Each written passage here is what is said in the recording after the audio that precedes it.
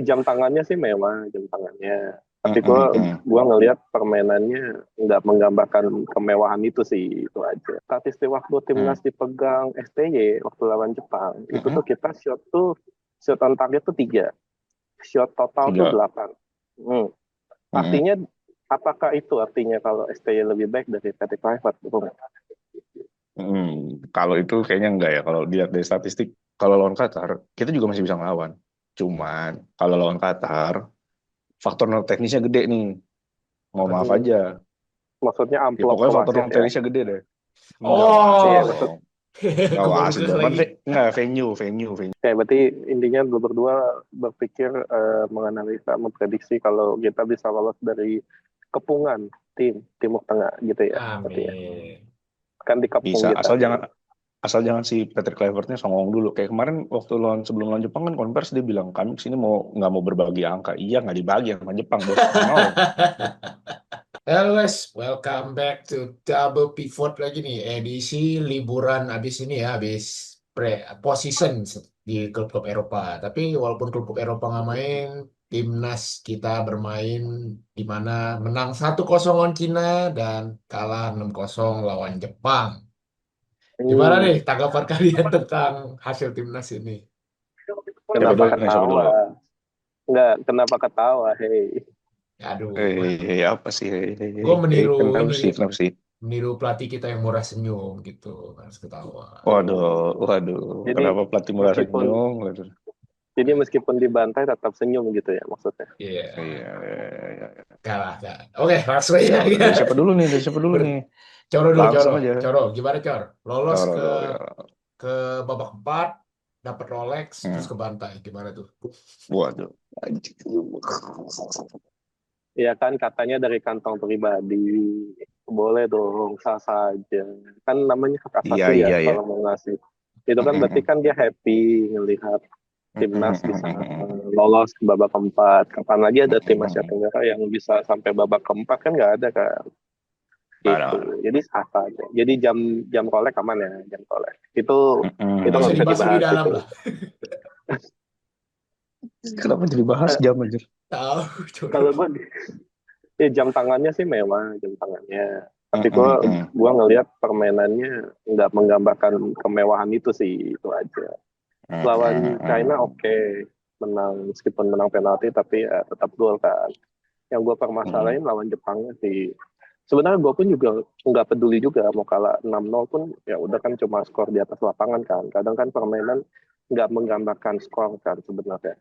Tapi Mm-mm. yang gue permasalahin itu Tapi, lebih ke kita nggak ada shot on target, bahkan juga nggak ada corner kick juga, jadi nggak ada sepak nggak pojok. ada. Itu banyak meme yang bertebaran kalau kiper Jepang tuh lagi ngopi itu karena nggak megang bola dia istilahnya. Bahkan gue juga baru tahu, gue habis ngobrol juga sama Binder Sung, Bung Binder, Hmm. ternyata tuh kita sepanjang 90 menit cuma ada satu crossing ke kotak penalti Jepang. Itu di menit 80-an sama Stefano Lillipali. Hmm. Jadi ya Ya, gue cuma mempermasalahkan, ya kalah sih ya udah nggak apa-apa. Emang Jepang kan emang kualitasnya bagus, cuma kayak nggak ada perlawanannya aja. Gitu. kalau dari Ayo gue kan. sih, gue tadi ya nanggepin. Willy dulu. Ya, gue nanggepin Coro tadi ya, dia bilang kalah 6-0 kan, tapi kadang permainannya nggak menggambarkan skor kan. Tapi ini masalahnya permainannya menggambarkan skor, Coro. Kayak tadi Nah dia bilang iya benar-benar makanya. gak ada perlawanan. Iya. Eh, Defense-nya banyak bolong, pressing-nya banyak bolong.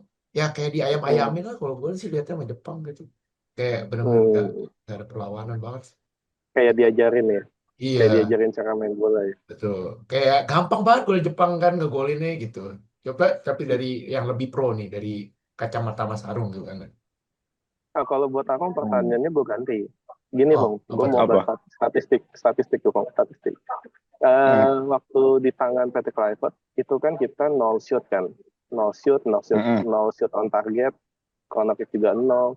Statistik waktu Hmm. timnas dipegang STY waktu lawan Jepang itu Hmm. tuh kita shot on target tuh 3, shot total tuh Tiga. 8. Hmm. Hmm. Artinya, apakah itu artinya kalau STY lebih baik dari Patrick Kluivert? Kalau itu kayaknya enggak ya. Kalau dilihat dari statistik, gini, statistik itu kan kadang mengaburkan apa yang terjadi di lapangan kan. Bisa aja misalnya Mm-mm. lo 8 tembakan ke gawang, tapi ternyata lo mengandalkan serangan balik. Ada lagi juga 8 tendangan ke gawang, tapi lo nggak bisa create chances gitu. Itu cuma 8 peluang itu yang bisa lo create sepanjang 90 menit gitu. Kalau Mm-mm. misalnya STY sama Patrick Kluivert, gua nggak mau bahas ke sananya. Karena arenanya beda. Yang satu kan main di GBK, yang satu main di Osaka. Ini sorry ya kalau misalnya menyinggung, karena kualitas lapangannya juga beda. Kelihatan kemarin waktu di Osaka, Jepang tuh nyaman banget mainin bola. Sirkulasinya Mm. lancar, kemana-mana enak. Ketika di GBK kan nggak kayak gitu. Dan gitu tambah, apa namanya, sorry, cuacanya sama kan, hujan waktu itu kan. Di waktu Mm. Jepang menang 4-0 di GBK sama kemarin Osaka kan juga hujan 90 menit. Tapi kayaknya GBK cuma 45 menit ya hujan. Nah, itu Nggak sampai perbedaannya di 45 situ. menit. Nggak sampai 45 menit kan. Nah, jadi itu Mm. bedanya di situ. Karena yang satu main kandang, yang satu main tandang. Karena ketika main kandang, otomatis lo ada keinginan untuk menyerang. Sementara ketika main di tandang, hasrat lo untuk nyerang kayaknya harus ditahan. Apalagi ketinggalannya udah 1-0 tuh di menit-menit menit-menit di bawah 20 kan. Jadi ya udah, mau gimana gitu. Kalau gua ngeliatnya ya, bukan masalah pelatihnya lebih baik atau enggak, tapi memang beda aja suasananya. Ketika Jepang main di sini ya Jepang nggak terlalu ngepush. Ketika Jepang main di kandang ya pasti mereka ngepush karena mereka nggak mau malu juga lah main di kandang. Peringkat 15 masa nggak bisa nyetak gol banyak ke gawang peringkat 1, 2, 3 gitu. Peringkat 17 ya. 17 apa 16 lawan peringkat 100 itu Iya, ya, sorry, 116. 116, 117. 1, 2, 3 Iya, yang kemarin sebelum lawan Bahrain, iya. sorry. Kan udah menang kan, udah menang naik lagi. Oh iya Tapi benar. gini kok, gue jadi punya Hmm. pertanyaan. Menurut lu di tangannya Patrick Kluivert nih, timnas nih udah punya pola belum sih mainnya gitu? Udah ada strategi yang Kalau jelas belum? Dia? kalau dari misalnya empat ya, udah 4 pertandingan kan, 4 pertandingan ini Hmm. kalau dibilang sentuhannya Patrick Kluivert dan kawan-kawan itu kelihatan waktu lawan Australia sebetulnya. Di situ Hmm. kelihatan banget idenya Patrick Kluivert dan kawan-kawannya itu untuk seperti apa sepak bola yang diinginkan. Tapi sekali lagi tim ini sudah dibentuk lebih lama sama Sintayong dengan gaya main yang seperti itu gitu. Dengan gaya main yang reaktif, lebih banyak menunggu dan ternyata itu lebih efektif menghasilkan 3 poin waktu lawan Arab Saudi. Nah, cara itu dipakai ketika lawan Bahrain, lawan China. Dan sayangnya ketika melawan Jepang, pemain kita itu kalah di duel 1 lawan 1. Banyak banget pemain Jepang itu bisa leluasa duel 1 lawan 1 menang, terus juga bisa leluasa bergerak. Kayak gimana ya? Even kalau misalnya kemarin pelatihnya Sintayong pun menurut gue juga skornya nggak akan jauh dari 4 atau 3 gol sih. Gitu. Hmm. Karena gaya mainnya Oke. sama, persis. Ini sebenarnya Will, gue pengen lanjutin lagi nih, tapi nanti bakal rame nih pasti. Soal Patrick Kluivert dan Sintayong ini rame sebenarnya. Cuma ya bener sih, Hmm. sepakat. Maksudnya emang kan situasinya beda ya. Materi Hmm. timnya juga Hmm. beda kan. Hmm. Nah, Hmm. materi timnya beda. Jepang yang diturunin juga squadnya berbeda juga. Hmm. Jadi emang nggak bisa Hmm. dibandingin juga. Emang. Kalau itu gue Hmm. sepakat. Tapi yang lebih penting gini deh. Kita kan mau masuk ke babak keempat. Itu Hmm. lawan-lawannya kalau nggak ketemu Arab, ketemu siapa ya? Qatar. Nggak, Eh, Qatar, Qatar. Irak, Tuh. UAE sama Oman. Nah, gimana menurut lu, Will? Masih ada peluang nggak untuk, gue nggak ngomong lolos ke Piala Dunia deh, tapi gue ngomong lolos ke babak kelima aja dulu. Ngelihat lawan-lawannya sih peluang tentu ada ya. Apalagi kayak ngelawan Qatar gitu. Itu kan tim yang di Piala Dunia sesi tahun 2020 ya. Ya 2022 atau 2020 kemarin. Dua-dua. 2-2, 2022. 2-2. Kemarin kan Dua-dua. main dan kita udah lihat permainannya gitu. Ya, terlihat pasti bisa dilawan gitu. Oh, Nah, kalau yang udah lolos jadi ke Piala Dunia aja bisa bisa menang lawan dilawan. Qatar, Nah, bisa menang hak lawan Qatar.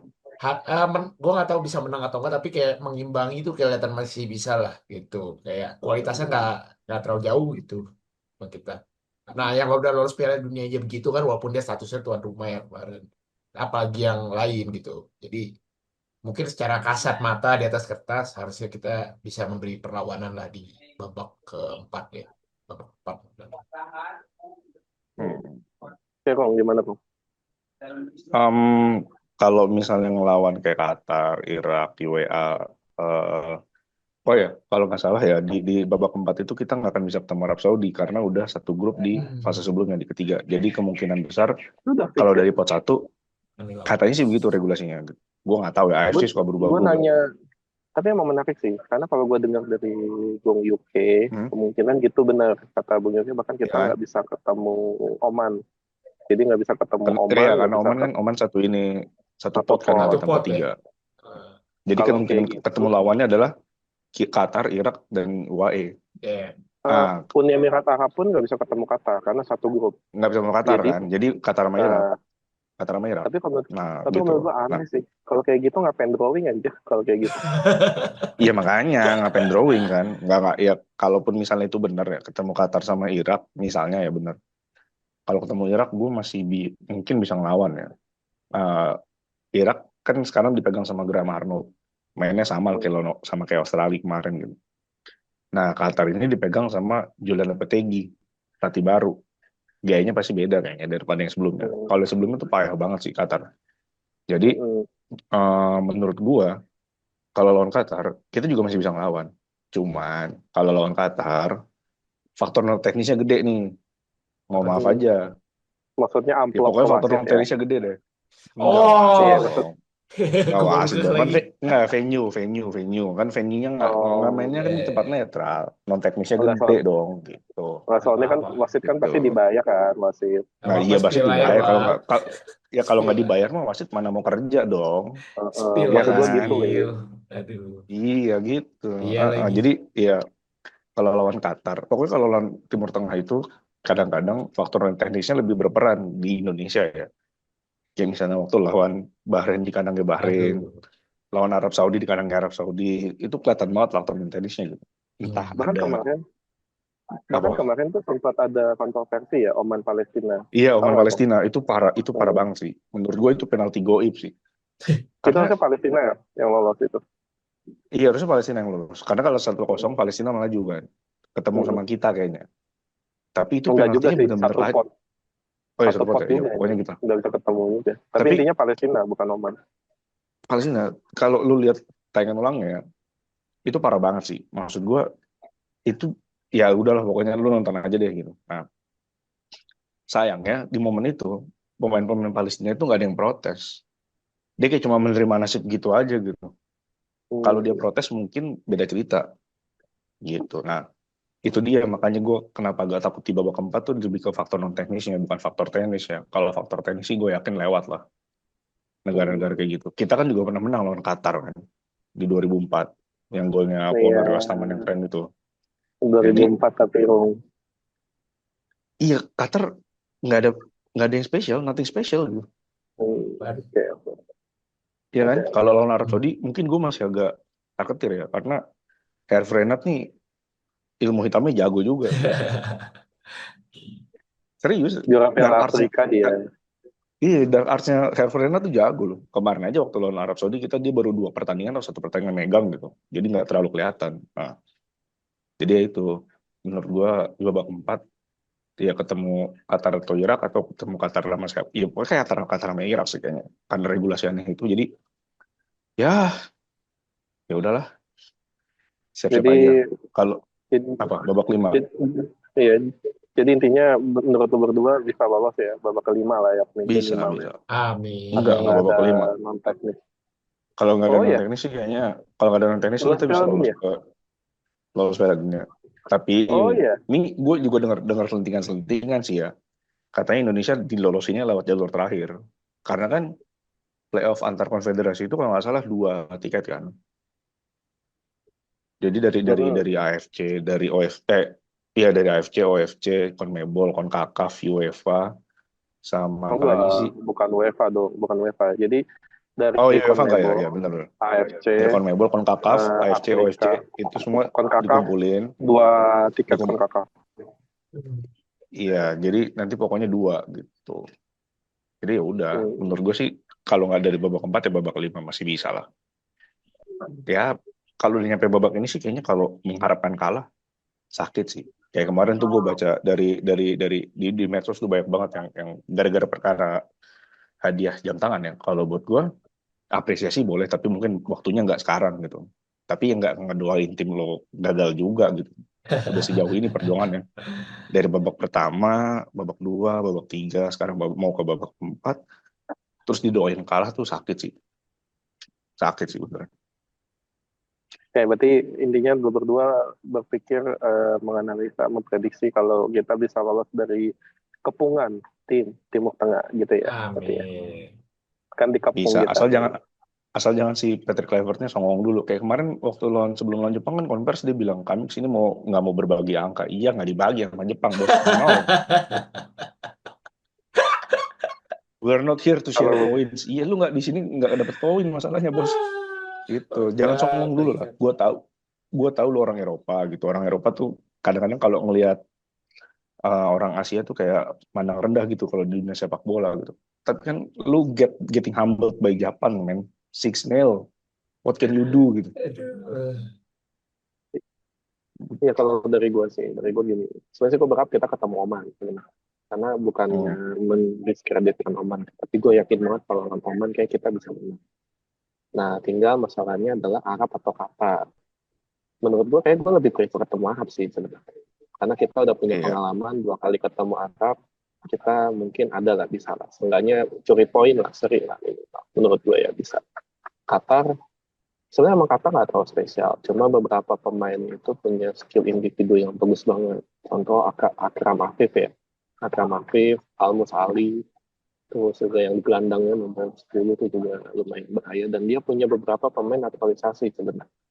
Itu sebenarnya harus Yep. diwaspadai. Sama Julian Lopetegui nih, bukan pelatih kacangan lah, lumayan lah. Dia kan latih Spanyol kan, latih Spanyol sama Sevilla Spanyol, dibikin Madrid, ya Madrid, Sevilla Madrid juga juara pernah. Liga Eropa, Hmm. ya Sevilla juara Liga Eropa tuh sama dia. Jadi sebenarnya Hmm. kalau bisa sih ketemunya Arab sih kalau gue. Kalau Uni Emirat Arab, justru gue sangat mewaspadai Uni Emirat Arab karena dia punya striker tuh naturalisasi Brasil, Flavio Lima kalau nggak salah namanya. Dia itu top skor sekarang. Itu yang harus benar-benar diwaspadai. Sama satu lagi Irak ya. Irak menarik sih. Karena kita hampir nggak pernah menang sama Irak ya. Teman-teman. Iya. Cuma Nggak pernah, ya kan. nggak pernah menang. Mm. Karena Cuma ketemu mungkin kalah 2-0 di GBK. feeling gue kalau lawan Irak bakal banyak physical sih. Terutama Hmm. Jaibes harus bisa menang duel sama Aiman Hussein ya. Itu bahaya banget itu pemain itu. Pasti dia sangat physical. Masih ingat banget dia menang duel sama Rizky Ridho kan di Piala Asia. Itu harus Ini Piala Asia benar-benar tuh. ya itu sih. Kalau peluang menurut gue sih prefer menurut gue mungkin babak kelima. Karena kan Babak main kedua. kemungkinan kan tuan rumah di Arab sama Qatar kan. Menurut gue agak ya mungkin bisa tapi nggak gampang untuk ngalahin Nggak, dua tuan kalau rumah itu. ya, Di babak kelima kalau gue. emang Babak agak aneh sih, kelima agak aneh sih. Agak aneh sih kalau venue-nya dia Qatar sama Arab. Karena kan pasti Qatar harus ketemu, misalnya mainnya tuan rumahnya di Qatar. Makanya yang harus ini yang Arab Saudi dan macam-macam. Nah, di Arab Saudi yang main Qatar dan macam-macam gitu. Harus gitu ya ditukar. Kalau nah nggak itu mah itu kira-kira berarti kenapa? nggak netral. Nah kalau itu Apa tuh? kira-kira kenapa tuh kok? Kenapa Kenapa apa tuan tuh? rumahnya tuan rumahnya kok nggak di tempat netral kok? Kenapa tuh? Nggak tahu ya, tapi drawingnya di Osaka sih. Jadi kayaknya ini sih, apa mungkin masih ada ini normal ya. Kayak itu cuman, ya nggak tahu juga ya. Semoga nggak jadi di Qatar sama Arab ya. Semoga ya. Benar-benar Aduh. venue netral kayak Korea sama Jepang lah gitu. Damn. Event Cina gitu. Ini nggak ada home away ya berarti ya? Langsung Tiga Nggak ada, match. cuma tanding. 2 kali main. Damn. Cuma Ngeri 2 kali banget ya. main menentukan kita lolos apa enggak. Hmm. Aneh banget. Ya, Mainnya tanggal 8, 14, sama 11. 8, 11, 14 Oktober. Ah, gila. Ngeri banget itu. Dan ya itu kalau di bisa sih di mainnya ke tengah, tempat netral. dan itu di tengah ini apa namanya, di tengah Kompetisi Eropa. jadwal kompetisi Eropa kan. Jadi FIFA match day. jadi banyak FIFA pemain match yang day. kemungkinan datangnya telat. Iya, cuma Messi kemungkinan datangnya telat. Taruh, gue liat tanggalan ya, gue liat tanggalan. Iya, Jadi gitu. kemungkinan datangnya telat. Paling datang tanggal 6, tanggal 7 gitu. Malah pemain kita banyak kebrut ya. Iya, makanya. Liga 1 sih gue Tapi yakin diliburin seminggu sebelumnya. oh, oke. Nah, ini menarik ya. Nah, Kita masih menanti kiprahnya timnas, tapi yang pasti dan juga kita nggak tahu ya bisa lolos ke Piala Dunia atau enggak. Yang pasti adalah ada hmm. satu orang yang membawa negaranya bukan lolos ke Piala Dunia, tapi juara UEFA Nation League, yaitu adalah Bang Dodo Cristiano Waduh. Ronaldo. Di mana dia mengalahkan Lamine Yamal. Nah, gimana nih ngelihatnya nih, Bung? Gue nggak tahu ya, gue di X tuh banyak banyak ngeliat postingan thread tuh. Lamine Yamal nih kayak udah mulai sombong Hmm? gitu ya, kayak mulai sombong-sombong gitu. Emang Oh ya? ya, ya. Gue tadi baca tuh ada yang nge-thread gitu, eh Ya, ngompilasi kelakuan sombongnya Lamine Yamal lah. Ya buat gue sih wajar-wajar aja kalau misalnya pemain tuh sombong dari usia muda. Zlatan Ibrahimovic kan juga gitu, dari muda sombong. Tapi ya itu, tapi kan juga Lamine Yamal punya ini ya, sejauh ini punya prestasi yang lumayan kan. Punya 3 piala Barcelona, terus juga juara Euro gitu. Jadi wajar-wajar aja sih menurut gue. Nah kalau soal hmm. final itu, jujur gue nggak nonton ya. Tapi kalau gue ngelihat Portugal ini memang patut diwaspadai di Piala Dunia sih. Ya kan? Hmm. Ingat aja dia tengahnya punya João Neves, punya Vitinha, duonya PSG. Dua Neves main back sayap kalau nggak salah. Iya Iya, kan? iya, jadi back Bukan kanan. main Ya back sayap. pokoknya itulah. Pokoknya dia punya João Neves, punya Vitinha. Di situ juga ada Bernardo Silva, ada Bruno Fernandes. Jadi menurut gue ya kekurangan Portugal cuma satu, nggak punya striker aja. Makanya Ada masih Cristiano dipanggil Ronaldo. striker usia 40 tahun itu. Dan golnya Ronaldo tuh golnya dia banget. Hmm. Tap Tap in. in maksud Tap lo. in. Iya, golnya dia banget. Jadi ya wajar lah gitu kalau masih dipakai. Dan kan menangnya adu penalti kan. Dan Hmm. like, dan yang lucu tuh abis adu penalti itu ada yang kompilasi nih. Ternyata emang Alvaro Morata tuh jangan dikasih suruh nendang penalti, geblek katanya. Iya, iya, iya, iya. Bener-bener. Tapi kan Jadi kapten.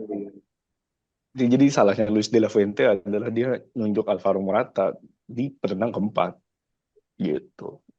Sebenarnya kalau menurut gue bukan itu sih. Menurut gue salahnya kenapa ada Oscar Mingueza di starting line-up-nya Spanyol. Itu bukannya pemain yang jelek banget di Barcelona. Gue sempat ingat tuh nama tuh Oscar Mingueza tiba-tiba kok main di final UEFA Nation. Kalau buat Willy beda deh Mainnya di kiri atau di kanan pertandingan. sih dia? Lupa gue pokoknya back sayap lah. Itu gue lumayan Hmm. lumayan kocak juga gue ngeliat ada Oscar Mingueza. Backnya juga Lenormand kan, Lenormand nama siapa tuh lupa. Ada Dani Vivian main juga tuh kayak nggak serius Hmm. gitu dari line-up. Kalau buat Willy beda pertanyaannya. Gini Will, Apa ya? Ronaldo kembali menunjukkan dia adalah God ya. Dia adalah ya kambing lah kalau di meme internet kan. Apakah dia masih layak untuk diambil sama Ruben Amorim ke MU? Will? Ya Allah, pertanyaannya begini banget. Coro, coro, anjir, Kalau gue anjir. layak, kalau gue sih layak, kalau gue sih layak. Kalau gue Aduh, ya, kalau Ya lu tanya sama daripada gue sih layak. daripada Hoylund kan nggak bisa kayak Pardo, ya nggak? nah itu udah Bukan, lu bisa jawab. diajarin bisa bisa diajarin sama Ronaldo kan. Nah, itu Greenwood udah aja bisa diajarin. udah dijawab sama Coro. Jadi ya kalau bilang layak atau enggak ke MU ya layak banget lah, butuh player Aja. yang bermental juara lagi, yang Oh kepemimpinan gitu. lagi, leadership lagi, dan Hmm. apalagi kan sekarang udah bukan Ten Hag, udah ganti ke Amorim, harusnya sesuai lah skemanya juga. Kita butuh yang buas dan kotak penalti, tap in kayak gitu, bisa manfaatin peluang. Jadi ya kalau bisa beli lagi, kalau bisa, walaupun nggak berharap banget lah. Udah 40 Apalagi tahun sesama coy. Portugal ya. Ya, Apalagi sesama Iya. Portugal kan. iya Ruben ada Amorim Bruno, kan ada Portugal. Diego Dalot juga. Ya mesti udah Hmm. bagus. Aduh, itu pemain apa itu dia gue download. Aduh. Tapi gue lebih nyoroti ini Tapi sih, Cor. apa? Media-media itu kenapa ya? Habis kemenangan Ronaldo itu kayak Apa? menyebar hate itu ke Yamal. Kayak banyak lah momen Yamal nggak mau salaman sama Ronaldo. Yamal mainnya jelek, gak bisa lewatin Nuno Mendes. Kayak media tuh, yo ini kesempatan yang gue tunggu nih gitu. Kayak gitu anjir. Kayak Yamal kan masih muda ya anjir. Masih wajar gak sih kalau ngedown satu match gitu kalah sama Nuno Mendes atau apa. Tapi ini kayak di press banget. Nggak mau salaman sama Ronaldo lah. Kayak attitude apa lah. Gue Aduh. tuh curiganya, Ya. gue curiganya ada agenda setting untuk Ballon d'Or. Nah, makanya gue mau bawa ini terakhir kita bahas Ballon d'Or. Karena ini menarik. Iya dong, benar dong, Ballon d'Or. Karena kalau misalnya Ya. Lamine Yamal nggak diserang, menurut gue bisa Hmm. jadi Ballon d'Or diambil sama dia. Gimana kalau dia di usia 17 tahun? Hmm. Enggak gini, lo kebayang nggak sih kalau misalnya Barcelona kemarin treble, Hmm. terus Spanyol Hmm. menang UEFA Nations League. Udah fix Hmm. Ballon d'Or di Lamine Yamal aja. Iya sih. Udah fix itu. Iya, iya. Nah, makanya, makanya gue ngeliat mungkin ada agenda setting. Jangan sampai Waduh. usia 17 tahun udah langsung Ballon d'Or. Kayak udah namatin Bangke. sepak bola aja gitu. Ngeri Anjir udah banget. Nggak, tapi konspirasi anjir. Nggak, tapi gini, Hah? gue terakhir deh. Ini pertanyaan buat lu berdua. Siapa kandidat Ballon d'Or yang layak buat menang Ballon d'Or? Karena 10 ini menit udah ya. rame juga nih. 10 menit. Mm, Singkat. Dari Singkat dulu. Willy, Yang dari Willy. Menurut lu siapa? Ballon d'Or. dapat Ballon d'Or. Kalau dari gue sih, kalau emang acuannya juara Liga, juara Champions League juga dan mainnya bagus, ya siapa lagi kalau bukan Dembele. Walaupun di final nggak jadi MVP, tapi kan mainnya tetap bagus ya. Dia di final pun juga nggak nyetak gol, tapi kan sepanjang Liga Champion gitu mainnya bagus sih. Beda lah dari Dembele yang di Barcelona dulu yang sering cedera. Jadi kayaknya Dembele sih kalau gue. Oke, Rung. Kalau gua sih, ya sama Dembele. Karena kalau misalnya kan dihitungnya satu musim ya. Kalau dihitungnya cuma setengah musim sih gua ya ini. Nggak, maksudnya pemain ini datang di Bruno tengah-tengah musim Fernandes. dua-duanya. Bukan. Masa Bruno Fernandes timnya aja peringkat 14 anjir. Ngarep 15. apa? Jangan Kalau gue ditambah-tambahin. sih iya ya udahlah dia 15. Terus kalau gue sih gue pengennya kalau nggak Kvaratskhelia sih di Due. Tapi kan nggak mungkin karena mereka dua-duanya datang tengah musim kan. Jadi ya pasti Dembele. Doe enggak sih. Kalau Doe enggak. Soalnya Doe waktu lawan Liverpool tuh yang utama masih Barcola. Habis lawan Liverpool dia baru Iya, ngegeser si Barcola dia. Cadangan Barcola. itu Doe. Terakhir, Coro. Ya, berarti itu Nah Dembele. tuh. Kvaratskhelia karena setengah musim sih. Ya, setengah musim susah sih. Iya, Kalau gua tengah kayaknya musim. emang bener sih. Kayaknya Dembele sih. Menurut gua kadang kan Ballon d'Or kan bukan yang terbaik ya, tapi yang terfavorit. Mm-mm, Kadang tuh orang tuh lupa gitu. Makanya kan sempat mm-mm, ada si balik lagi ke Bang Dodo dia kan bilang ya kalau mau menang Ballon d'Or ya harus juara Liga Champions. Nah itu langsung tuh diketawain nama Frank Ribery tuh karena waktu Aduh, Frank Ribery seru waktu banget Frank itu. Ribery menang Liga Champions yang menang Ballon d'Or ya kita tahu siapa lah Iya, gitu. Karena Ronaldo ya. menurut gue iya. iya Ronaldo waktu itu yang menang. Nah, Jadi Mm, agak agak ini aja agak hipokrit aja Ronaldo. hmm. Tapi yang menarik adalah menurut gue dan waktu ini loh momen waktu final yang Dembele nge-pressing Jan Sommer tuh yang sampai dipelototin Iya, menurut gue iya, itu iya. momen yang ikonik jadi faktor itu bisa ngebuat Dembele kayaknya bakal menang Ballon d'Or tapi karena pressingnya gila Hmm. pressingnya mm-mm. gila dan emang ada gimmick yang dia kayak mau ngehantam Jan Sommer itu orang pasti nggak akan lupa itu Jadi kayak Blue tapi Lock kalau tuh ya. nanya Ada aura Blue Lock. blue lock jadi kayak ada aura blue lock ya Eh, tapi kalau nanya gue sebenarnya gue prefer gue nggak pengen Dembele Mohamed tapi gue Salah. pengen Vitinha Oh, kira Vitinha Mohamed Vitinha Salah. Tapi kan pencapaian salah pribadi, bukan bukan pencapaian tim. Yang itu pencapaian pribadi kan, kayak gol assist Iya, gitu. Jadi iya. itu dia agak aneh lah. nah itu dia yang mau gue lawan maksud gue nggak adil aja kenapa selalu forward gitu padahal menurut gue posisi-posisi lain pun layak even Nuno Mendes yang bisa Nah, ngantongin Nuno Mendes Mohamed juga oke. Salah Bukayo Ya, Saka bahkan betul. Kafir Lamine Yamal menurut gue juga bisa contender tapi posisi dia back sayap tuh hampir lupa back sayap dapat Ballon d'Or siapa gitu. Even Roberto Nggak ada. Carlos pun kagak menang kan dulu Nggak ada. jadi Back kalau aja gue sih cuman ya Cannavaro ya. karena Caro Beckenbauer sama ada satu lagi lupa ada tiga kayak Lothar Matthäus lupa Nggak pokoknya Matheus ada ya. cuma tiga back doang yang menang Ballon d'Or tapi kalau gue prefer Vitinha karena Vitinha itu jadi otaknya PSG menurut gue Hmm. waktu di final kemarin itu PSG-nya kan itu berawal dari giringan bolanya Vitinha begitu Hmm. Vitinha maju giring bola nah itu pertanda Ya, bahaya buat ya. lawan jadi dia itu kayak jadi otaknya PSG jadi motor serangan PSG dan dia ya jadi yang gue pernah bilang dia tuh Luka Modric-nya Betul. PSG kalau dulu Luka Modric Hmm. bisa menang Ballon d'Or kenapa Vitinha nggak bisa Anjay. apalagi Vitinha kan Beda, juga beda. bawa Kriteria beda Portugal sekarang. juara tapi keren loh Oh, Iya. Vitinha kan ini Vitinha kan dulu kan di Wolves kan dulu kan Hmm. Wolves kan gagal di PSG di tangannya Luis Enrique berhasil kan dan juga Hmm. emang dia bawa Portugal juga UEFA Nation League juga jadi menarik sebenarnya gitu ya tapi kayaknya Dembele sih yang menang terlalu Iya, ikonik beda. momen dia itu terlalu ikonik sulit buat ngalahin gitu yang oke pasti lah. bukan namanya Yamal pasti. Oke lah, gitu aja episode Double Pivot kita kali ini. Kita kesimpulannya kita apa? Berharap timnas untuk lolos Piala Dunia ya lolos dengan Piala Dunia. lulus dari fase Dan 4. Dan Cristiano Ronaldo balik lagi ke MU gantiin Rashford. nggak terlalu ngarep ya untuk kayak gitu ya udah, jangan lupa untuk like, comment, subscribe Double Pivot guys, dan follow di sosial media kita. Dadah.